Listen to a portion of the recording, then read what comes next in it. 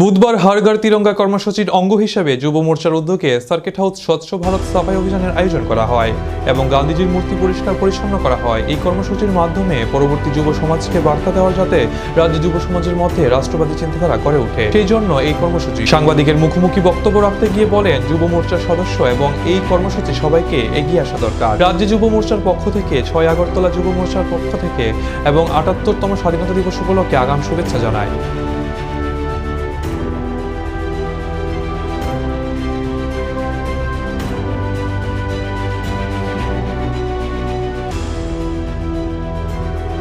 গোটা রাজ্যব্যাপী আমাদের প্রদেশ বিজেপি যুব মোর্চার পক্ষ থেকে একটা বার্তা দেওয়া হয়। আমাদের গোটা রাজ্যব্যাপী আমাদের যুব মোর্চার কার্যকর্তারা গতকাল হর ঘর তিরঙ্গা র্যালি করেছেন, আজকে স্বচ্ছ ভারত অভিযান চালিয়েছেন।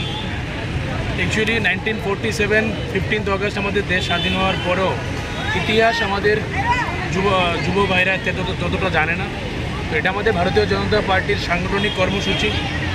এটার মাধ্যমে আমরা গোটা রাজ্যে রাষ্ট্রবাদী চিন্তাধারা যাতে সমস্ত যুবকরা মগ্ন হয় সেদিকে চিন্তা করে আমাদের রাষ্ট্রীয় যুব মোর্চার সভাপতি তেজস্বী সূর্যাজি এই প্রোগ্রাম হাতে নিয়েছে এবং গোটা দেশব্যাপী, এর মধ্যে ত্রিপুরাও ব্যতিক্রমী নয়। আমরা গোটা রাজ্যব্যাপী এই কর্মসূচি চালিয়ে যাচ্ছি।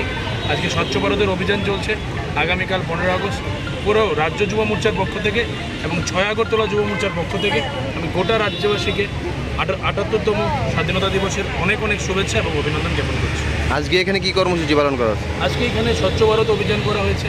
আজকে মন্দিরে বড় যারা স্ট্যাচুরা রয়েছে সবগুলো আমাদের যুব মোর্চার কার্যকর্তারা পরিষ্কার করছে, পরিচ্ছন্নতা রাখছে, সমাজে বার্তা দিচ্ছে। আমাদের যুব মোর্চা সবার সাথে, সবার পাশে এবং সমাজে বার্তা দিতে এক পাও পিছিয়ে থাকে না। যুব মোর্চা এগিয়ে যাচ্ছে, যুব মোর্চা এগিয়ে যাবে। 6 আগরতলা যুব মোর্চার মণ্ডল সভাপতি এবং প্রাক্তন মণ্ডল সভাপতিকে আমি হার্দিক অভিনন্দন জানাই এই মহতি কার্যক্রমের জন্য। Thank you.